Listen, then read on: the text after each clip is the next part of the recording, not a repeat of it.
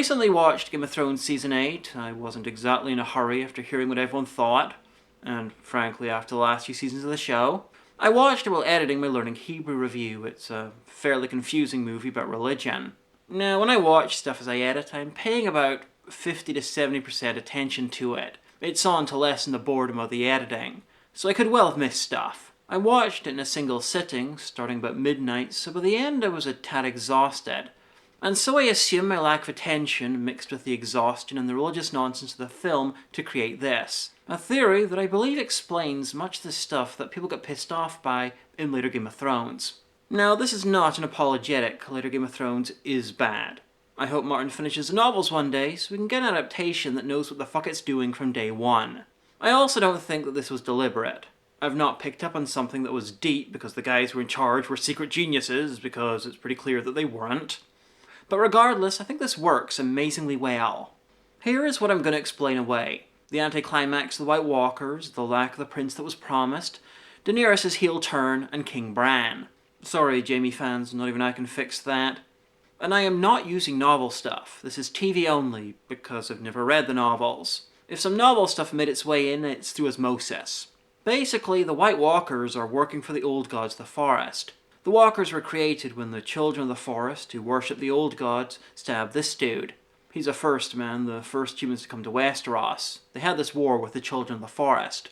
The old gods wanted the children to create the Walkers. Whether they told them directly or not, I don't know, but it was their will. The children thought the Walkers would defend them in their forests against the invading First Man, but instead they turned against them. The Walkers forced an alliance between the children and the First Men, and eventually were sent north. After that, the children's numbers continued to dwindle, and the First Men embraced the worship of the Old Gods.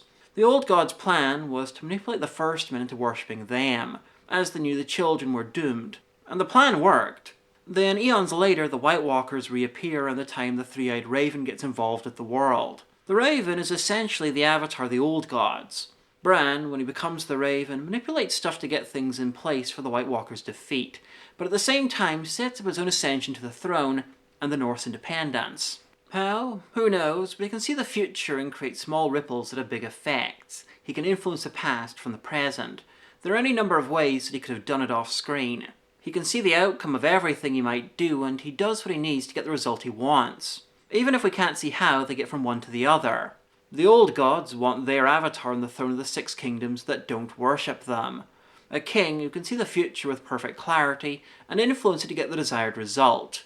Like he talked Theon into staying and dying for him during the Long Night. He'll have a long reign, and eventually he will influence the nobles to elect his chosen successor, the next Three-Eyed Raven. He and his successors will be an eternal God King. It'll take generations, but he'll replant the weirwood groves, he'll minimize the place of the Faith of the Seven, which has already been weakened, and will encourage the worship of the old gods. Bran and his successors will return Westeros to how it was. And it's only possible because the White Walkers played their part in putting the Raven on the throne. They got people afraid, to band together with their enemies out of desperation.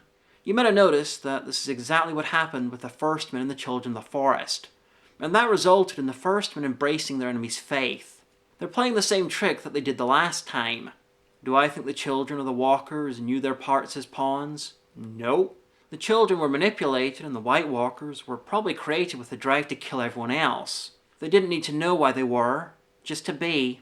Anyway, now that I've explained that, it's time for the other stuff. Now, I don't think Dany's character changed, but if you do, when did it happen? When she got to Westeros. The North in particular. The seat of the old god's power. They subtly influenced her, fed her paranoia and rage, because they needed Bran on the throne for the plan to work. As for the prince that was promised, he existed. He was Stannis, touched by R'hllor and everything. But here's the thing, the old gods had home advantage, and so R'hllor's chosen one failed because if he'd succeeded, the great plan wouldn't have worked. The old gods let flaming swords and resurrections happen because they didn't screw with the plan. Hell, Jon Snow might have been a backup prince who failed to kill the Night King because, again, the old gods have home advantage, and they can't allow the White Walkers to be felled by someone touched by R'hllor. That encouraged the worship of the wrong god. Anyway, having fulfilled his role, the Night King instead went down to a comparative nobody, someone touched with the god of death. who of course doesn't threaten the old gods because they don't die. In short, Game of Thrones is one small part of some dickish gods controlling both sides in a war for their own ends, a la Darth Sidious in the prequel trilogy. And their plan will take many more generations to complete, but that's fine, because they're gods. They live forever. I kind of wish I'd watched Series 8 along with everyone else, so I could have done some zeitgeist chasing, but I'm not sure I would have been in the headspace to come up with this if I just got pissed off week after week like everyone else. Now let's wait a few decades to find out if any of this happens in the novels, because if it does, that would be fucking hilarious.